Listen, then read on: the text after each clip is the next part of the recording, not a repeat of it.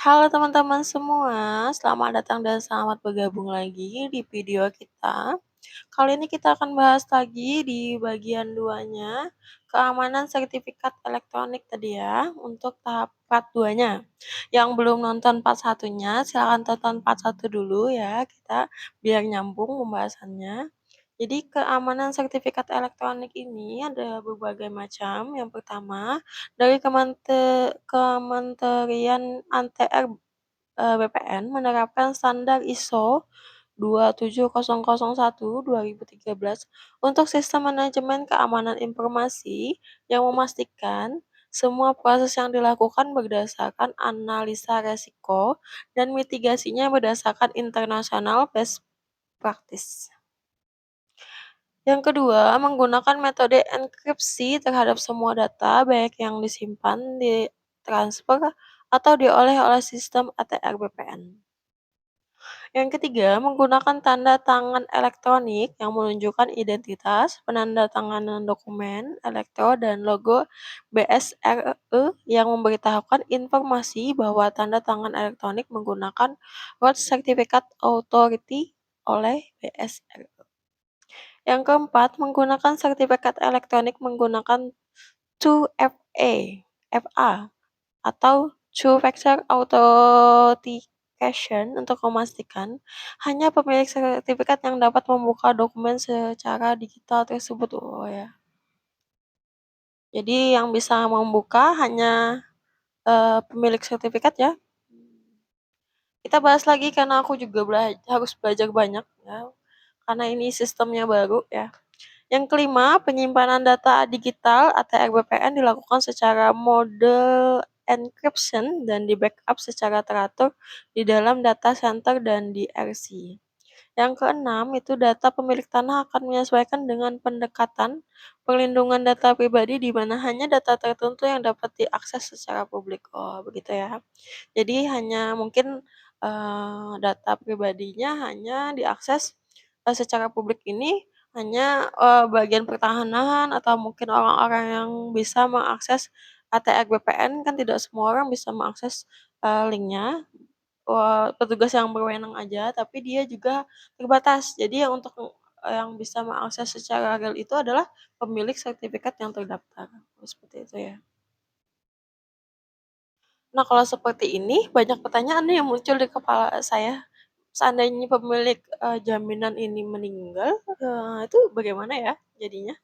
Jadi, apakah berarti kita harus tetap menyiapkan surat keterangan ahli waris ya, seperti itu untuk bisa mengganti mengganti sertifikat elektronik ini menjadi sertifikat, maksudnya menjadi sertifikat milik yang orang ahli warisnya gitu ya. Karena kan dia tidak bisa diakses oleh orang lain kecuali pemilik sertifikat. Atau mungkin keluarga mungkin juga kita baca lagi, kita analisa lagi karena ini baru ya. Terus peningkatan transaksi layanan derivatif pasca sertifikasi.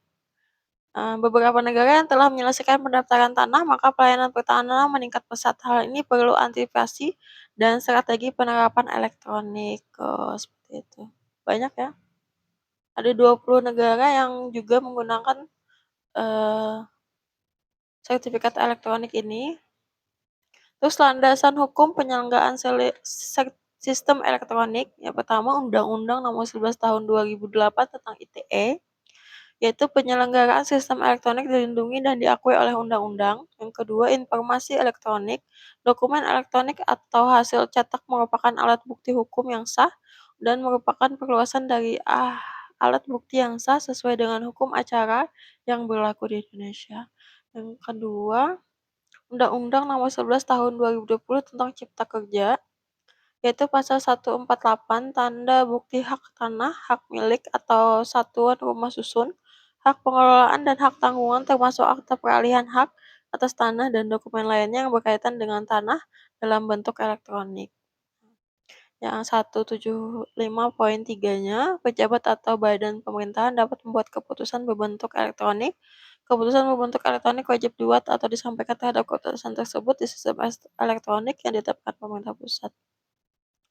Terus penggunaan dokumen elektroniknya sebagai tanda bukti, sertifikat, SK menteri, termasuk juga akta PPAT dapat dibuat dalam bentuk elektronik. Oh, jadi, ini semuanya dalam bentuk elektronik ya. Ini meminimalisir kehilangan sih. Karena kadang-kadang tuh kayak, udah minjem di bank kan, dipasang hak tanggungan, terus, sertifikat, hak tanggungannya tuh hilang dan nggak bisa diroyal lagi. Nah, sedangkan dari pihak notaris tuh nggak bisa mencetak lagi, jadi agak sulit ya. Jadi semuanya sekarang dirubah ke elektronik biar, eee, lebih memudahkan, yang dirugikan itu sih pemilik sertifikatnya.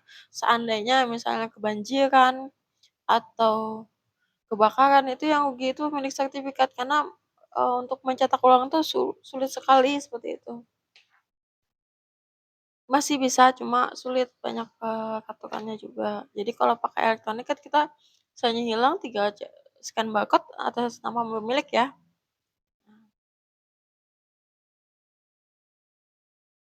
Ada peraturan menteri banyak sekali ini, mmm, intinya tadi, sertifikat ini didaftarkan secara elektronik,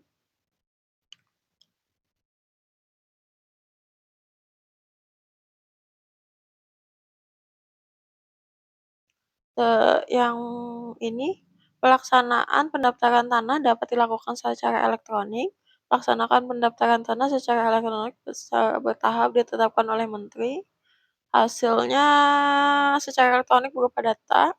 Terus penerbitannya dari pertama kali misalnya kalian belinya segel dibikin jadi sertifikat elektronik, atau sertifikat analog dirubah menjadi sertifikat elektronik, ya. Untuk prosesnya bisa ke BPN langsung, ya. Setiap perubahan data fisik atau data yurisdis bidang tanah yang sudah diterbitkan sertifikat elektronik dilakukan secara sistem elektronik. Jadi sistem ini yang bisa mengakses sih, pihak BPN-nya. Jadi kalian bawa aja sertifikat kalian kalau punya ada hak tanggungannya, harus diroyal dulu ya. Terus pendaftaran tanahnya ya, sama seperti tadi, bentar ya, kita cari yang mudah dimengerti aja.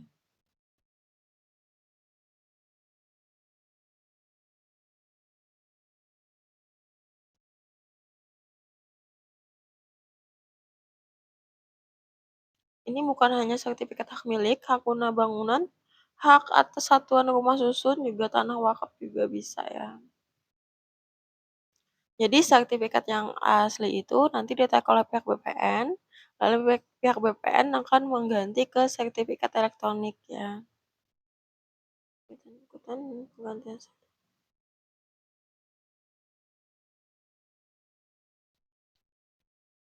Jadi dari halaman 3 ya, halaman 3 kita itu yang seperti ini akan berubah jadi satu lembar seperti ini.